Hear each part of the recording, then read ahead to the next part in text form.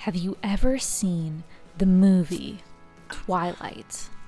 How about the Twilight Saga Eclipse?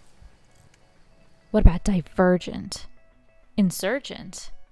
Everything, Everything? Love and Monsters? Fighting with My Family? Or any Hallmark young adult movie of the last decade that fundamentally impacted the internet culture of Generation Z? Then you must have seen the work of Nancy Richardson, Hollywood's YA movie editor.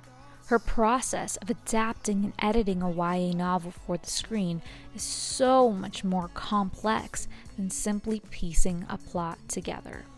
Editors have to understand story and character and the arc of every scene and what the scene needs to do in the greater film or the greater story or the greater television series. Editors have to have their story. We are storytellers just as much as the director, just as much as the writer, and often been, doing the final rewrite on what the writer did. And with that power comes great responsibility, especially when it comes to YA. In the case of really popular books of any kind, and in particular in the case of YA books, like a book like Twilight was such a that script was adapted before the book came out, actually. So the director was already shooting the film before the book became the phenomenon that it was. And so both she and I were not only reading the book, but reading all the social media around the book. Because people say, oh, the book isn't really working. It isn't really that good. But if the book is popular, you have to figure out why. You have to figure out why. You might not like it, but you have to figure out what is the chord that this book has struck with its audience, and get that into your movie. So I always read the book. In fact, there was a movie I worked on that I won't say the title of, that I came on to recut it, and it was a YA novel, and the original editor hadn't read the book. And he kept saying, we're not making the book, we're making the movie. But in his cut, he honestly had not understood who the main character was of the film, because it was a person who was the character was more of an observer, still wasn't, so everything had to be told through her point of view, but other people were more active in the story than she was. So he had misinterpreted the story itself. So to me, it's very important to read the book and honor the book. Because why else are they making that into a movie, except to make sure the audience of the book goes to it, right? So. But it's not only the novel itself that the movie must be true to. It must be true to the protagonists themselves, too.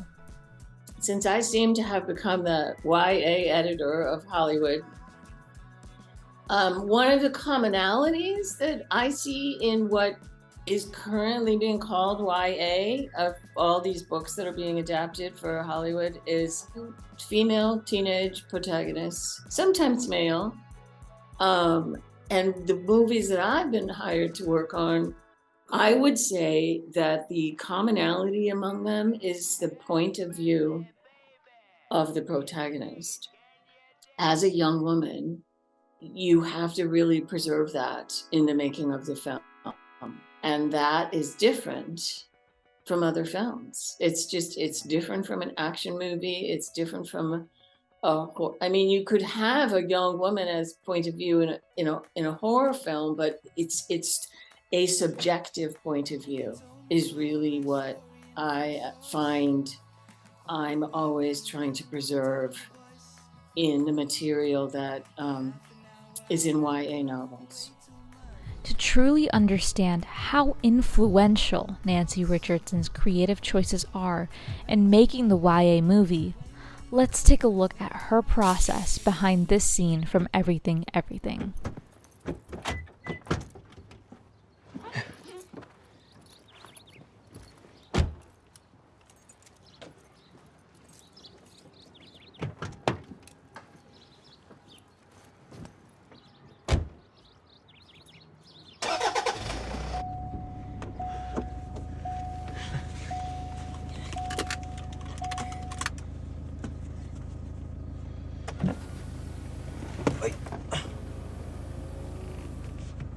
Just try not to breathe.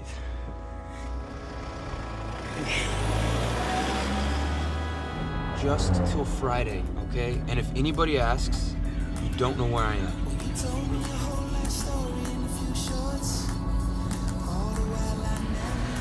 I'm fine. Just be good. And take care of Mom.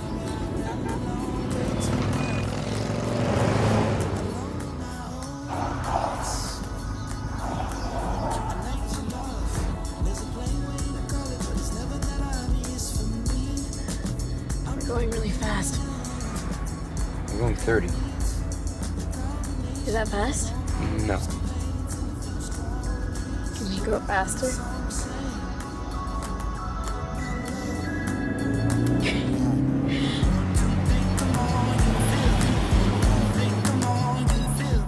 I think it's funny, I never think about this. It's such a little scene, but this challenge that I feel I always face of making sure a scene is making sure it's from a character's point of view, I think this scene does very well with very little footage that where the images aren't really that connected. You know, you're seeing through the windshield, cut to her face, through the windshield, and these are basic principles of editing. You know, the early editing experiment that I'm sure you might have heard of in this class, the Kuleshov, you know, where they shot an actor's face and then cut to a house on fire and then an actor's face and cut to a baby crying, and people interpret a performance on that actor's face, even though it was the same shot. So editing is all about creating a context, and the audience will read that performance into the actor due to the context. I mean, so the film was shot in Vancouver, and they're supposed to be going to the airport, but the whole scene in the car was shot on green screen in what's called poor man's process. So with this actually in a soundstage with just green behind everybody.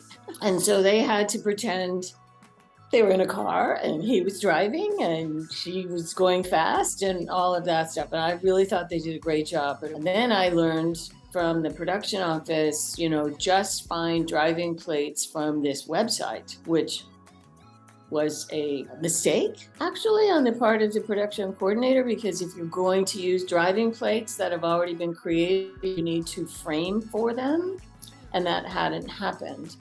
So they had to hire a company to go out with the director and shoot the plates here in Los Angeles. They're called plates. That would be the backgrounds of them when the kids are actually in the shot. So behind him and behind her, and then the shots through the windshield. So those were all shot at a completely different time than the actors were. But it wasn't until we got all the footage in from this second, you know, this splinter shoot here in Los Angeles that the director went on with the plate shooters that I knew what I was going to have for her to be reacting to. So things like the motorcycle and the car by, and I could cut to her close up, and the audience gets, oh wow, she is in a new environment entirely. She doesn't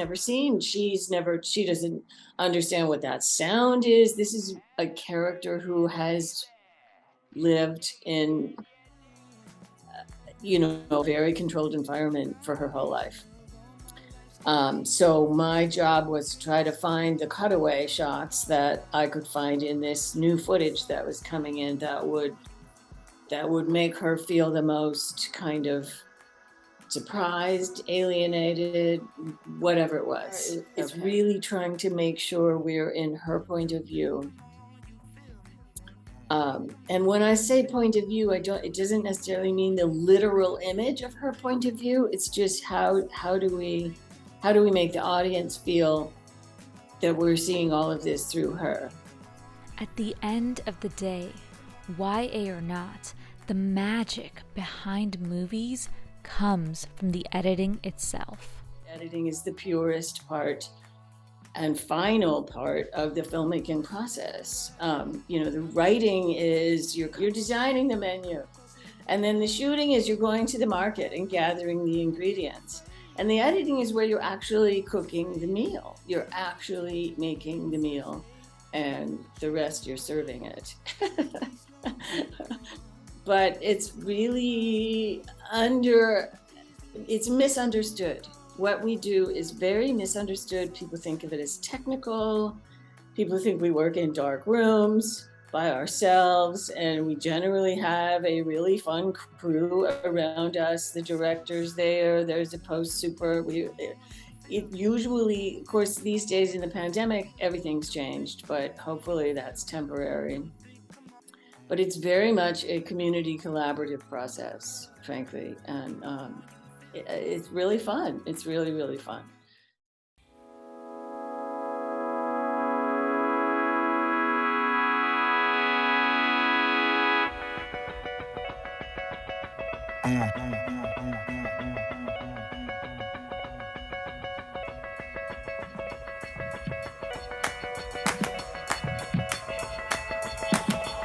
Well, you told me your whole life story in a few shorts.